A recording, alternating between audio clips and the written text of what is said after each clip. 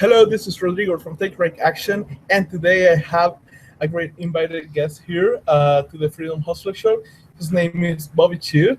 He's a great artist, founder of Schoolism, and the character designer of all the characters in Alice in Wonderland and Men in Black 3 and many other amazing pieces of work. So welcome, Bobby. Hey, thank you very much, Rodrigo, for having me on your show.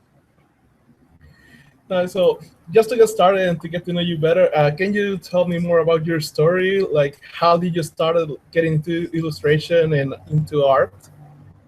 Sure. I guess there's a lot of different steps involved, but I'll try to give the... How long is this show, by the way? Just so I... Like 30 to 40 minutes or something. Okay, great. Okay, so, always been interested in art, always. Never knew I was going to be an artist until around age 19 or 20. Even though I got my first art job at age 17, right? I was working in a toy company called Thinkway Toys, and they do high-end licensed toys like Spider-Man, Batman, A Bug's Life, Toy Story stuff, just a lot of mostly movie kind of licensed toys, which got me interested in going to movies. But it wasn't until I dropped out of business management school. I went to school for business, and I hated it, even though I like business. And so I dropped out, and then the only other choice at that time, the next best choice was to do art, right? So I did art and went to animation for Sheridan College, graduated, couldn't get a job, really kind of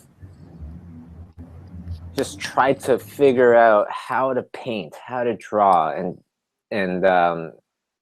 went back to my toy designing job, finished that, went to computer animation to learn computer animation because I thought maybe that's what I like. Because, as a student, you don't really know a lot to know what you'll like or not. So I took that, found out I didn't like it, tried to get a concept art job, couldn't get a concept art job, ended up getting a job as a data manager at a television studio. So that was nice. I was in a television studio, but I wasn't drawing. I was known as the computer guy that liked to draw, right? Which is funny because they wouldn't even let me design the simplest cartoons, which, nowadays, I don't even know. I doubt I would even take a job to design any of those things. But, life has an awesome way of just challenging you, and I think that was one of those challenges that life puts ahead of you and put it ahead of me, and that made me even more hungry to learn and learn and learn. So on kind of like a time where I was like feeling kind of depressed, like I'm trying to make it as a freelancer and all this stuff, as well as doing my crappy data management job. I was having a tough time, so I emailed two of my favorite artists in the world at that moment. That was back then. It was Dean Yeagle and Steven Silver. And Dean Yeagle wrote me back, and he wrote back a very nice email. And then Steven Silver wrote to me and said, "Let me call you. I want to call you." And I was like, "Sure." I didn't even know him at the time, but I talked with him. He was very nice, and he said, the main reason why he thinks that a person can make it in art is because of their attitude. And because I had a good attitude, an attitude where, even if it's hard, I'm just going to try. That's all you can do, right? And just try your hardest. And really, that was much of the secret of my life, is that it didn't matter how big the obstacle, I just try my hardest, and that's how I kind of determine success. Anyways, it should have been a short story. Don't worry. So I quit my job as data manager to start a studio called Imaginism Studios, right? And that was 10 years ago, a little bit over 10 years ago now. And I started it with my brother, Ben Chiu, and very quickly after was Kay Asadera. She was in school at the time. She was also one of the 3 main character designers, the character designers for Alice in Wonderland, for Tim Burton's Alice in Wonderland. It was myself, Kay Asadera, and another friend of ours, Michael Kutsche from Germany. So, you know, we started our studio, went to San Diego Comic-Con, got discovered, you know, and you wouldn't believe who discovered us. It was just, you never notice. You would never notice in a million years this woman. She's pushing a baby carriage along, right? And she stops at our booth and is like, "What is all this? How come I never heard of you guys before? Where do you guys come from?" And you know, instead of saying, "Well, we're new. We're a brand new studio," we said, "Oh, that's because we're from Canada. You never heard of us." Right? And she said, "Oh, well, do you do work for other studios?" And I said, "Yeah, sure." Gave us her card, and it said, creative director, Universal Studios, Universal City, or something like that. Studio City, or Universal City, Universal Street #1. It's like, holy smokes, you know who that person was? Anyways, so we got our foot in the door from going to Comic-Con. And then, you know, doing concept art, a lot of times you do the work and the film doesn't actually come out. You know, there's a lot of work in film's development and the film doesn't come out. Alice in Wonderland was our 6th film. And it was great because that one came out and did really, really well, and kind of put us on the map after that. Awesome.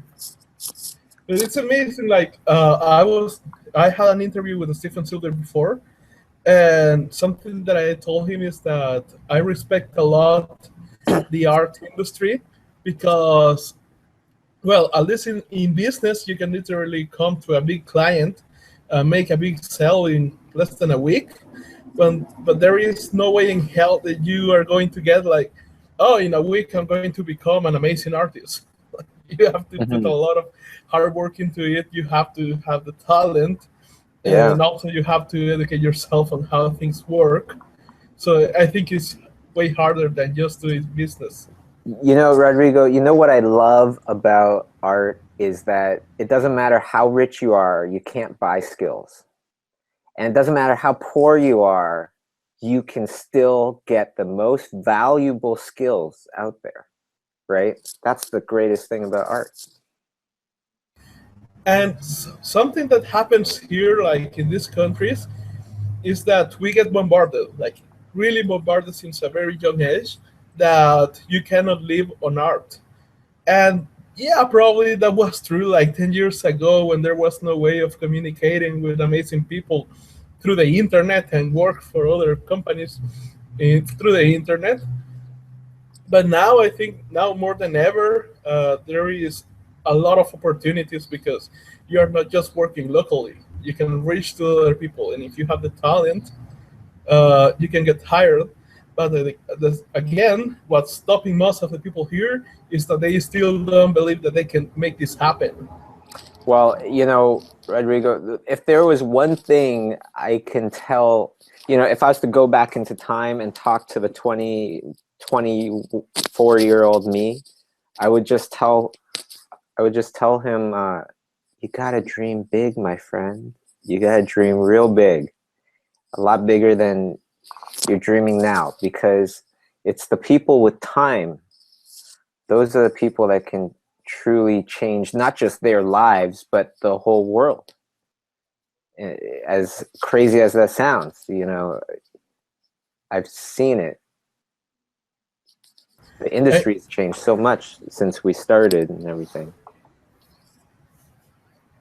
And how did Schoolism get started? Like, how did you get the idea of putting together all these amazing mentors and start giving classes to a lot of people? all over Right. the world. Totally. You know, because it's like the teachers that I had in school when I went to college is a great school in terms of what's out there available for schools. But the teachers that I had some good teachers as well. But the whole entire industry was changing. It's changing so fast, and a lot of the things that the industry was doing then, none of the teachers knew how to do. For example, digital painting. You know, for example, computers.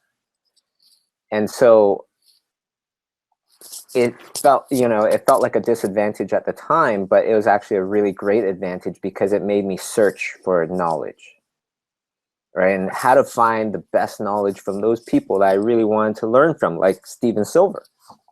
So on that trip to San Diego Comic-Con, that same trip that I was telling you about, I only met Steven Silver another time before that at New York Comic-Con. So this is the second time. And this time he invited us to go and eat with him. And we're like, oh my God, we're going to go eat with Steven Silver. So exciting, so exciting. And during dinner, I told him about the idea of schoolism.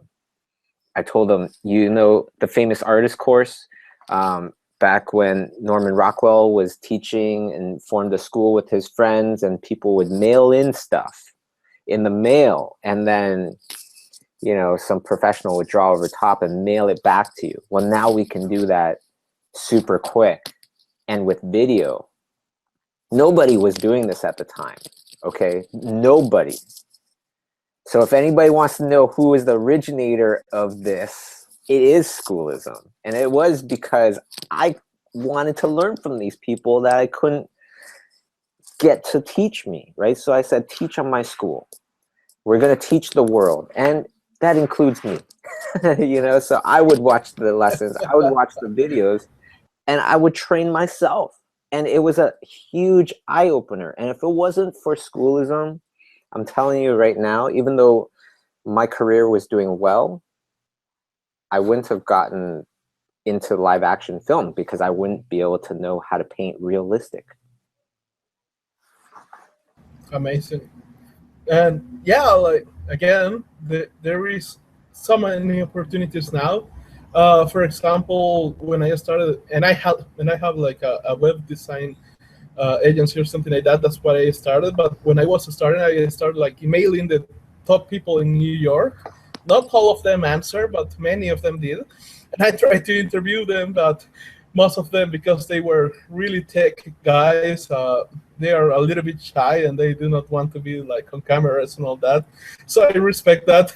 but still, they dedicated a lot of time helping me out when I didn't knew anything at all on how to start a business. And now, as you say, like it is really fast to send your work, see like, okay, you can improve this, and yeah, a lot of times, you know, you can watch a video, you can read a book, and then you try it, and it doesn't turn out the way it looks like in the book, you know, or in the video. And to the perfect way is if you see somebody draw over top of your own painting, right, and just go, you're doing this too much. You know, every highlight has so much specularity on it. It's like a bright flashlight everywhere. Turn down this one. Turn down this one. Let's do this. Let's do that. And then all of a sudden you're like, oh, I totally get it, right? Because you can see them painting on top of your own stuff. That's the ultimate. But we also do like live workshops and things like that as well. So yeah. Amazing. And well, something that happened is that I went into Kickstarter because I do go into it a lot, and we want to start like our project a year from now. But I saw like the Schoolism Kickstarter. It was like, holy shit! Like, oh my god! And I started to share to everybody, like to all the artist community here, because I know that there are many people who are like really serious into get to start working as an illustrator. and they don't know how. So I went and told them like, dudes, you gotta get into this. Like, you really gotta get into this.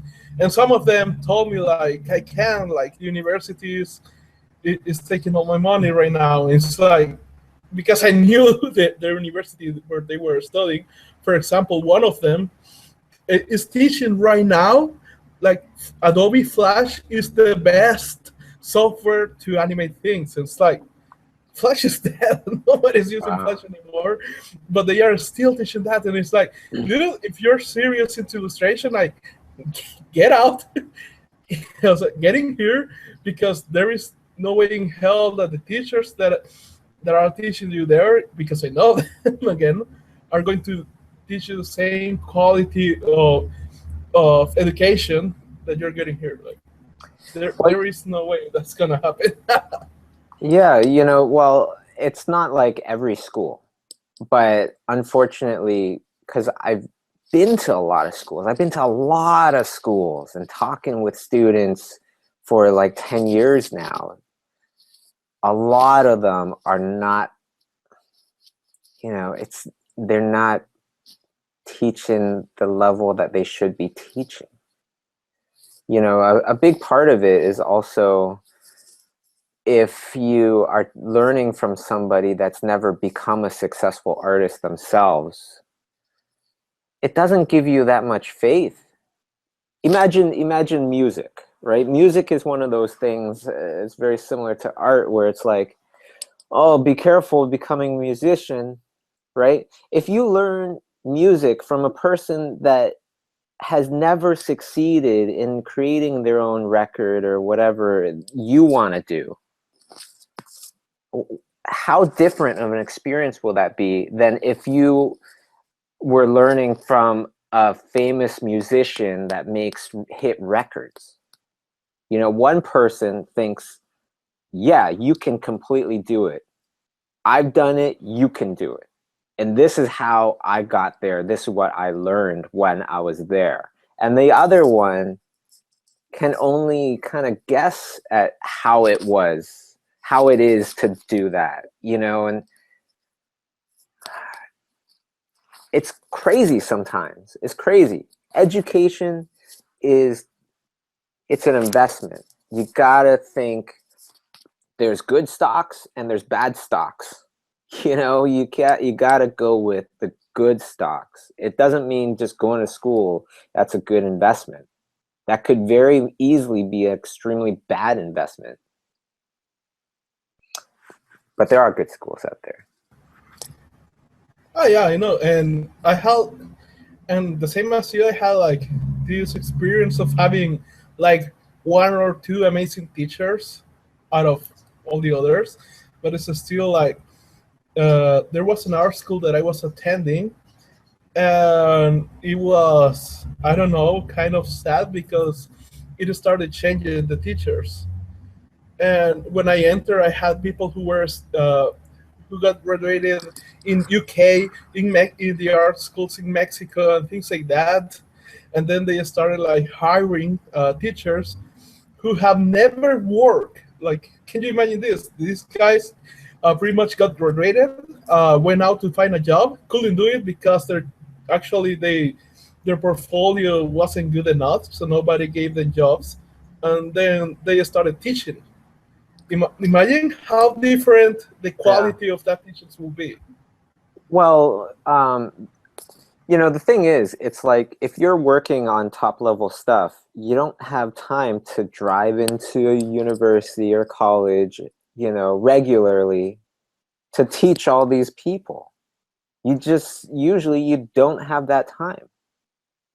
Especially if you have a family and all these things. Well, guess where the best teachers are? They're at the Pixar, they're at ILM, they're at, you know, DreamWorks, they're at the top studios usually, and they're teaching, you know, some of the employees there and things like that. They're not really teaching in university. Most of the time, they're never teaching in those colleges. Those ones, most of the time, are people that, you know, like you're saying, maybe they're the ones that actually need to go to school.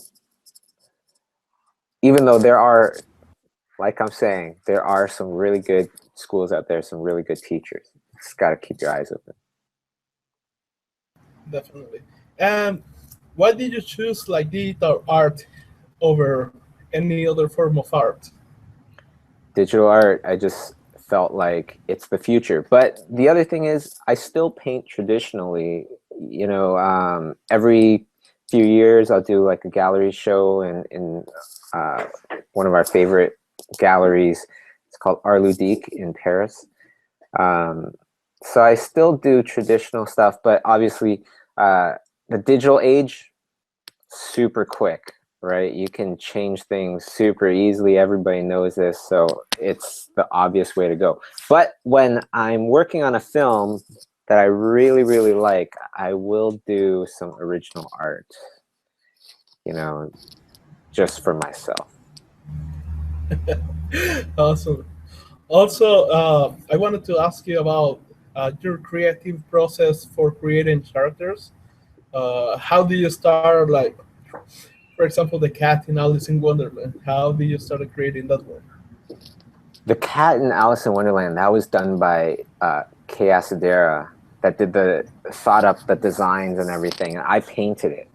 A different example, I guess, would be like the Tweedles, Tweedledee, Tweedledum.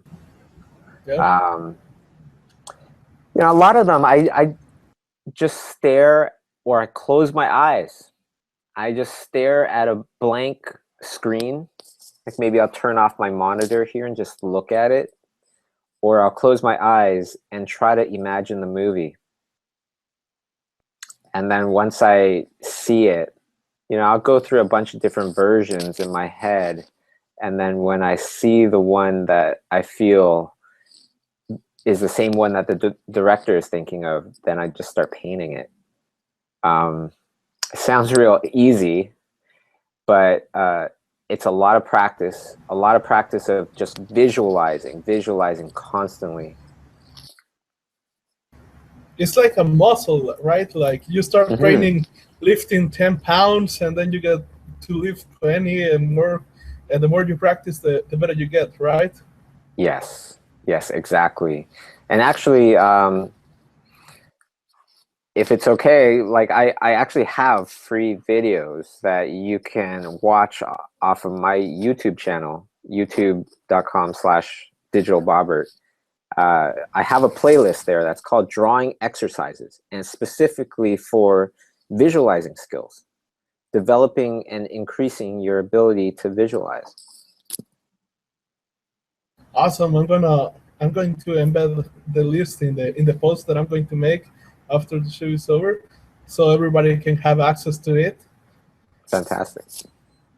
And has been there any project that gave you more problems than the other? Like was there a project that it was hard to visualize or to create?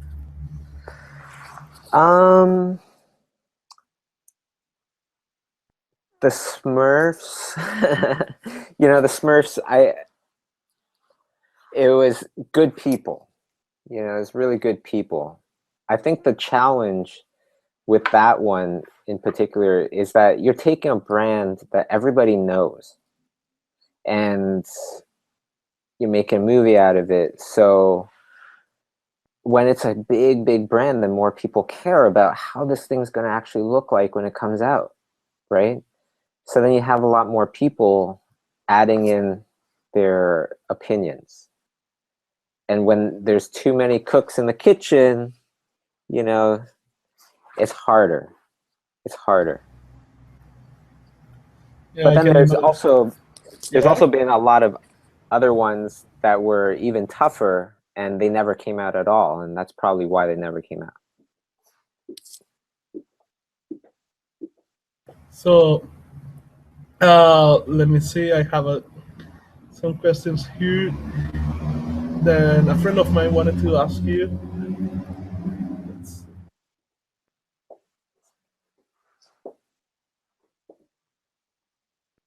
Uh, what do you like to create the most? Like creatures or humans, and why? I like creatures, you know. I'm starting to get more into people again. I think I go through phases, but generally I always come back to whimsical, fantastical things. That's what I naturally kind of am interested about the most. Simply because, say you create a girl character. She has a big gun and she has little clothes and she has a big helmet.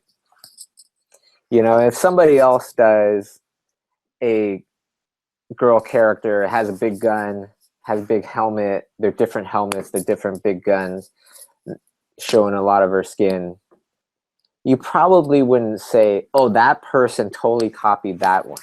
Because there are women and there are big guns and, you know, so on and so forth. But if you created a creature with 4 eyeballs,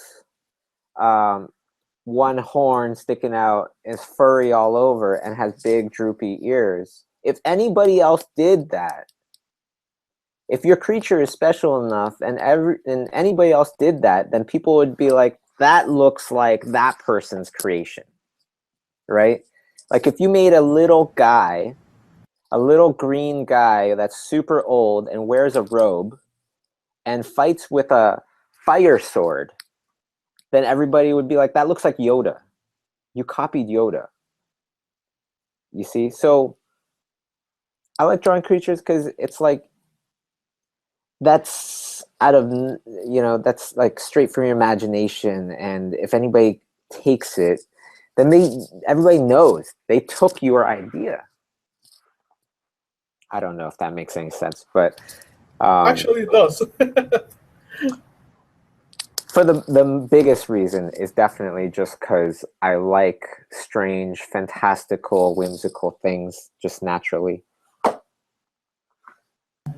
Amazing. Also, your Kickstarter campaign definitely has been a success. Like you wanted to get like $200,000, and you get almost $500,000 there already.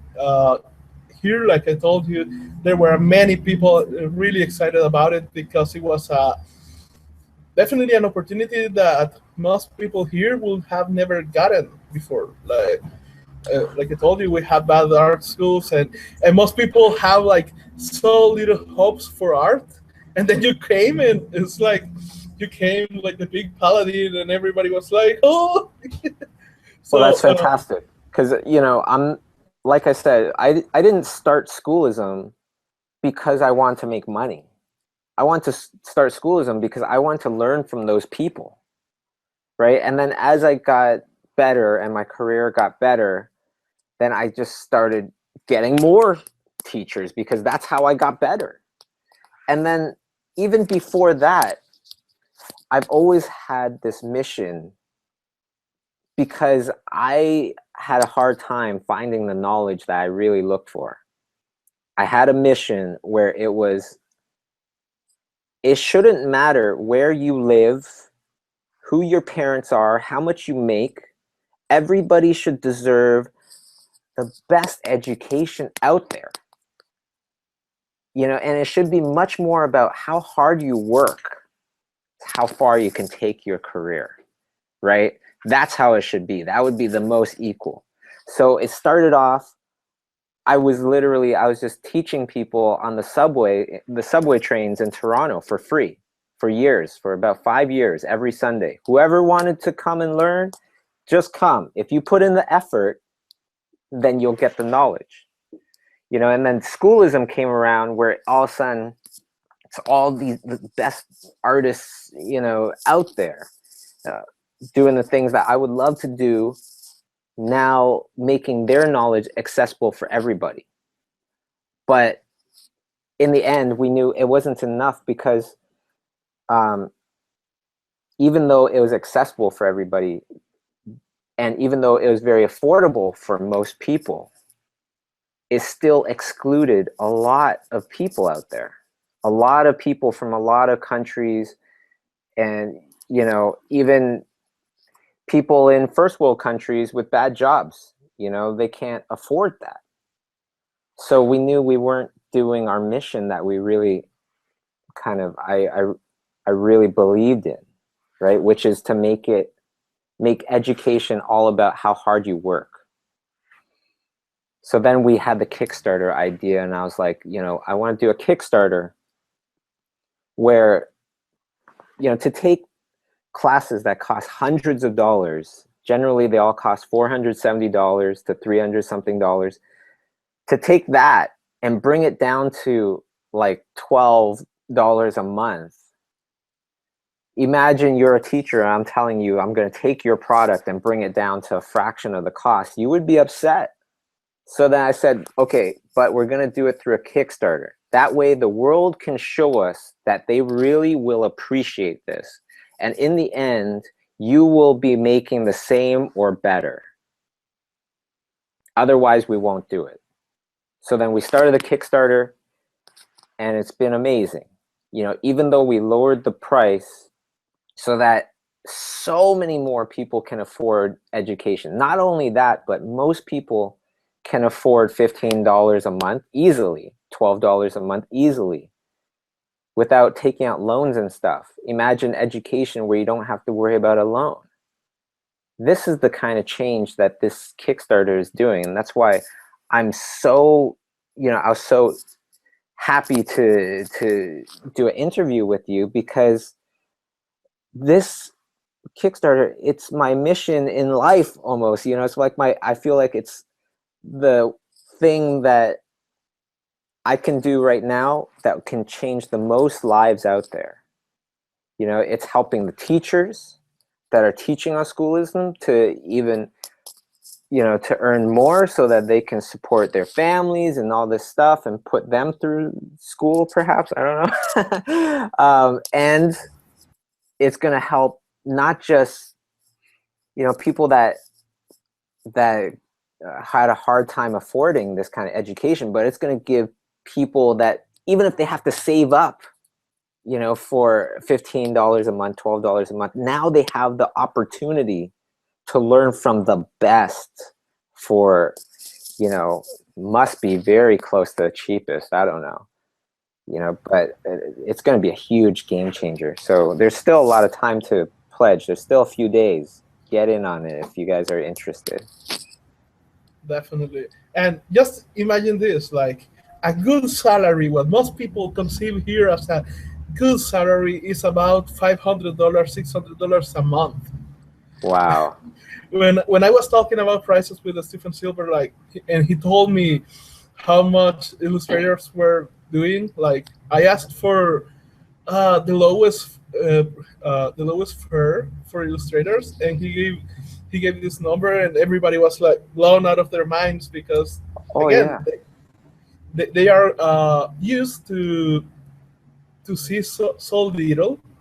But I told everybody, like, the world is damn bigger than this. Like, everything that you see here, even your big dreams.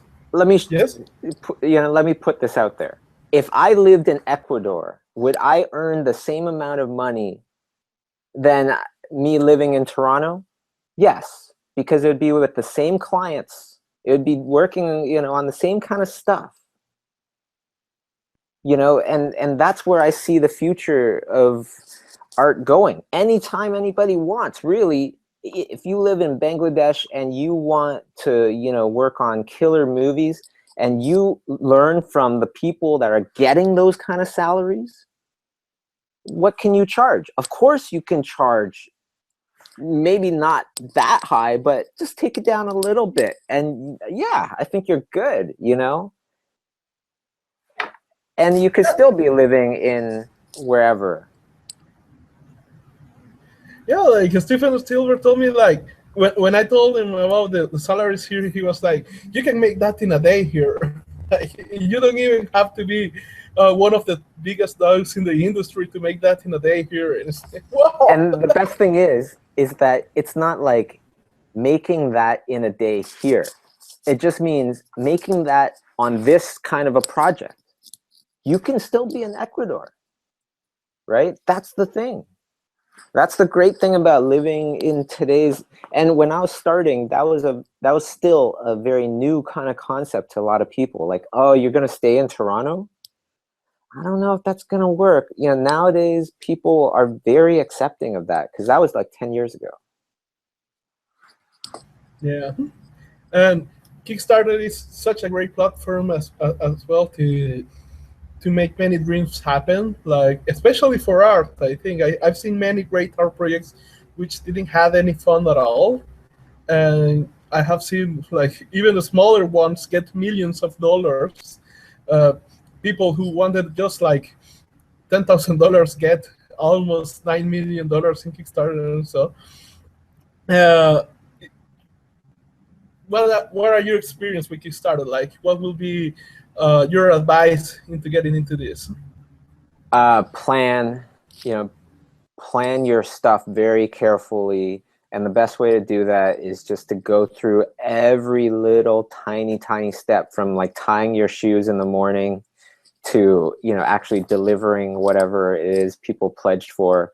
Like really, it's all in the details. You know, even though some people might make a lot of money on Kickstarter, not everybody does it well. And then maybe they end up paying a lot of that money right back. So be very careful in what you do. This is my second Kickstarter that's been successful, you know. So and I run a business, so I organize all sorts of things, so I'm very used to organizing big projects. But yeah, Kickstarter is great. You got to be careful to plan things well. Awesome. And I wanted to ask you as well, what are the most common mistakes that you see artists making? The most common mistakes is that number one is that their art, they learn it, they just learn kind of like the techniques, which buttons to press, which brush to get, and things like that. And the real foundation of art, you know, how does light work? How do colors work? How does structure work? How do textures work?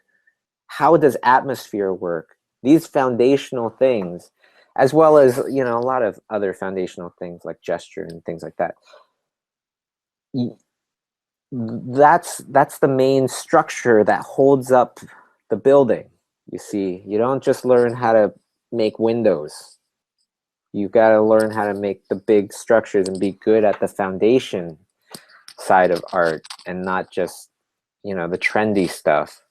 And the other thing is, think about this. Every answer that you look up has already been discovered, has already been invented. Somebody else thought of it, did it, and put it on the internet. So if you're just looking up answers all the time, you're not pushing forward.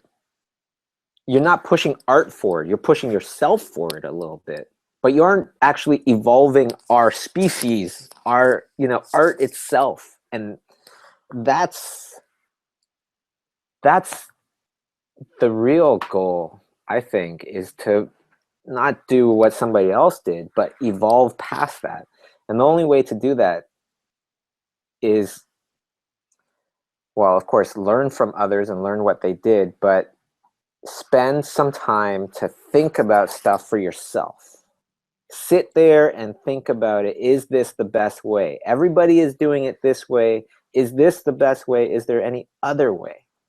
Right? If you can think of another way, like schoolism for my education, you know, like staying in Toronto and doing freelance because it made sense to me back then when it didn't make sense to people. If you can think of another way that makes sense, then you are helping the industry evolve. How cool is that?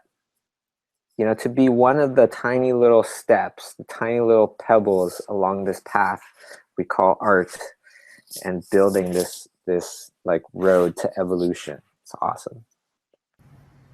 Definitely, that's a big one.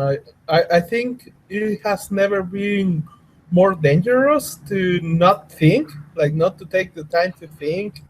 Is this the best way? Like working smart at the same time of working hard.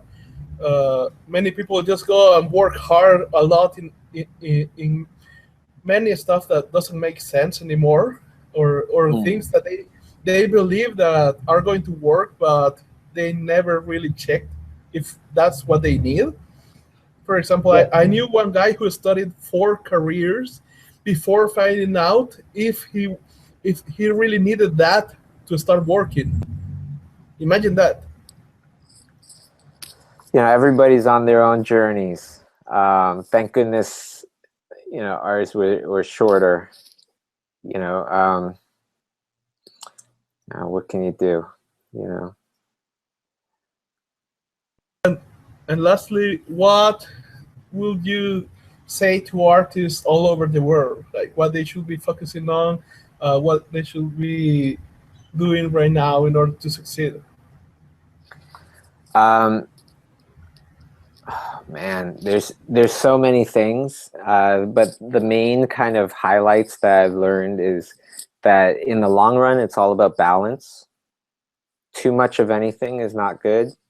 Too much working is not good because you aren't studying. Too much studying, you're not making any money, so that's not good either. Too much of both, and you're not spending time with your family, and that's not good either. There has to be it's all this balancing act, right? And the other thing is that, of course, you need a lot of effort. You know, in the beginning, you got to consider it. How I considered it was like, you know, like a rocket ship, okay? To get a rocket ship into outer space, it's very difficult. It's super heavy, of course. It's very big. It needs lots of fuel, and you need to burn a lot of fuel to get up into outer space. But once you're out there, once you've made it, it takes a lot less effort. And you just go, you know, and you can navigate around very easily. So don't just do a little bit in the beginning. Really think of it like a rocket ship. You got to do everything. You got to get crazy. You got to get crazy about art for a while to get out of that space where everybody's a beginner, for people to notice you.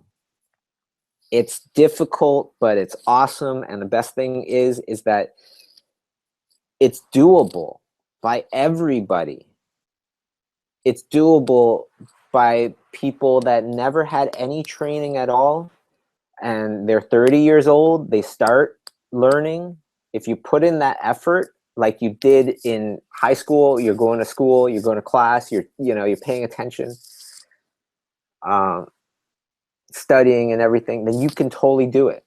And I have many examples of that just from students at Schoolism, like even senior citizens, always wanted to be an artist, finally retired, becomes an artist, takes Schoolism classes, took Jason Seiler's class actually, and then all of a sudden is painting amazing and actually getting jobs doing the thing that he would have loved to do, that he was scared to do when, you know, he decided to become a plumber or whatever it was. It's interesting.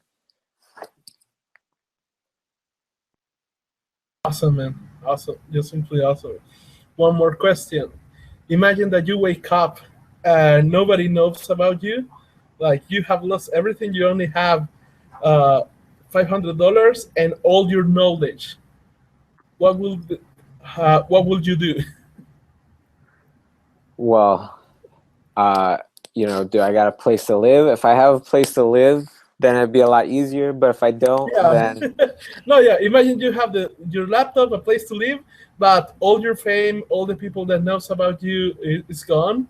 But you still have all the knowledge. And what would you do in order to get back into the industry and start being amazing? Well, first is thinking about what your goal is, right? What would my goal be? I only have $500. What is my ultimate goal? And what is my immediate goal? And then I would just start thinking, okay, well, what do I need to get to my immediate goal? What do I need to get to my ultimate goal? Maybe my ultimate goal is to work in movies.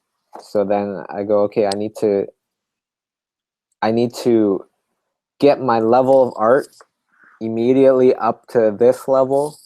But if I have my knowledge already and nobody knows me, I have no history, then I just come in and I go, I came from nowhere, you know, and this is what I could do.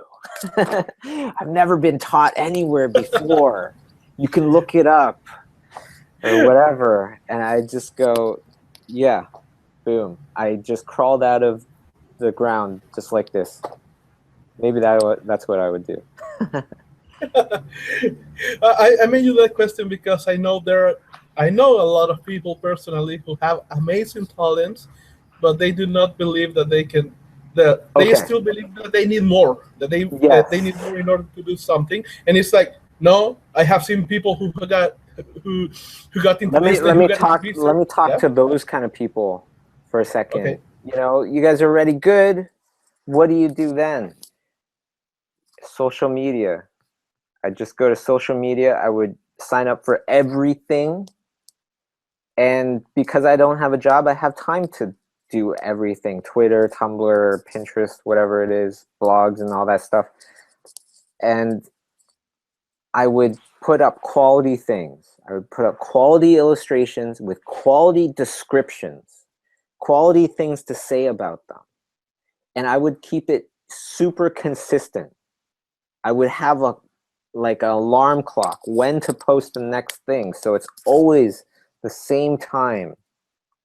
Because if you can become a habit of somebody where it's like, oh yeah, you know what? I usually get a coffee and I read this webcomic. Or I get a coffee and I look at the newest thing that Rodrigo did. You know, if it could be like that, then you're going to get a lot of traction, a lot of people noticing you very quickly. That is an amazing advice, and I'm actually going to take that advice from you and start doing it myself. Like to put it into schedule everything that I do online. Yeah, definitely. Schedules are great. You can get so much more stuff done. Okay, Bobby. That was all the questions that I had, and it has been amazing. I already have a lot of things in my mind. Like, oh, now I know how to do all this. Well, I know you pledged for the Kickstarter. Definitely take full advantage of it and try to just gobble up as much knowledge as possible because, you know, the opportunity is now there. Definitely. I actually used to do a lot of illustration, but I was one of the unluckies that got really bad teachers who pretty much made illustration instead of a passion, something of a stress. So I left it. But when I saw that, something inside me was like, no, you know that if you take that course, if you go into schoolism, that is going to be alive again. You know what? Maybe those teachers that you had was actually a hidden advantage in there somewhere because they're constantly trying to push you the wrong way. You know, there are some plants that you can't grow indoors because if you grow them indoors, then their stem is weak and they fall over and they need the wind to push against them constantly to make them strong so they won't fall over. And that could perhaps be your situation. That's what I'm thinking. Definitely. In the end, it worked out for the best. I learned a lot of stuff, and with the knowledge that I have of business of marketing, if I combine it into art, I think I will be able to do so much more than before, and with the technology today. But yeah, I'm really excited about this, man, and I'm going to start like screaming. Okay, last days, get into schoolism. Right on. You'll regret not doing this. They will. People will, because the people that do are going to excel at such tremendous rates. It's going to be like night and day. Awesome. Any last message that you want to give? You know, just all these things that I'm saying, it doesn't mean that you have to take my advice. Those are just kind of things that have helped me in my life. You know, you want to really think about it, see if it makes sense to you. Okay, if it doesn't make sense, then totally don't take it. But if anything that I've said to you today does make sense, then I say you need to do them. You need to do them now that you know them. Because too many people know exactly what they need to do, but they just don't do it. You know, and that's the only thing that's stopping them. So do what makes sense to you.